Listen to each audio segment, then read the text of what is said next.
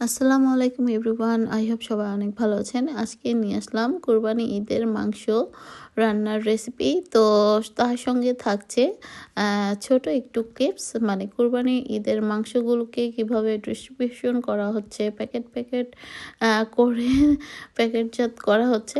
তো সেটার কিছুটা অংশ জাস্ট আপনাদের সঙ্গে শেয়ার করলাম। আর আমার হাজব্যান্ড মানে কোরবানি ঈদের মাংসটা রান্না করছিল প্রথম দিন। তো সেই ইয়েটাই জাস্ট সামান্য একটু ভিডিও ক্লিপস আপনাদের সঙ্গে শেয়ার করেছি।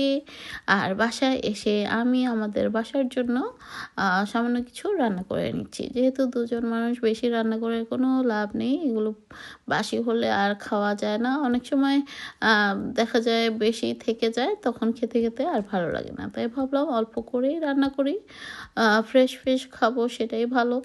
বাংলাদেশের মতো তো একদম বিশাল বড় হাঁড়িতে রান্না করে পুরনো করে খেতে যে মজাটা, আসলে এখানে আমরা সেভাবে করে খেতেও পারি না, আর ওরকম আসলে স্বাদও লাগে না। তারপরেও কম করে রান্না করাই বেটার। তো যাই হোক, তো খুব যে কম রান্না করছি তাও না। তো চলুন দেখে নিই। এখানে আমি প্রথমে আজকে মাংসটা রান্না করবো অ্যাকচুয়ালি হাতে মেখে, মানে হাতে মাখা গরুর মাংসের রেসিপি।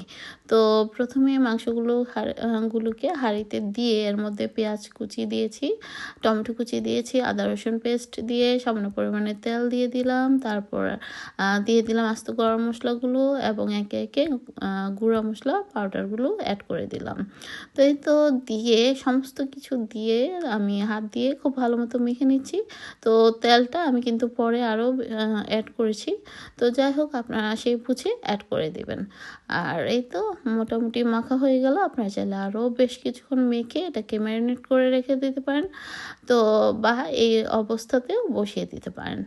তো আমার কাছে মনে হলো যে যেহেতু কুরবানির মাংস রান্না করতে কিন্তু খুব বেশি সময় লাগে না, ফ্রেশ যেহেতু, তো আমি আর ম্যারিনেট করে কিছুক্ষণ রাখলাম না, সাথেই এটাকে আমি চুলা অন করে দিয়েছি। তো যাই হোক, হাতটা ধুয়ে মশলাটার পানি হাতে লেগেছিল সেটা জাস্ট ধুয়ে দিয়ে দিলাম। এই তো একটু পরপর নেড়ে চেড়ে দিচ্ছি।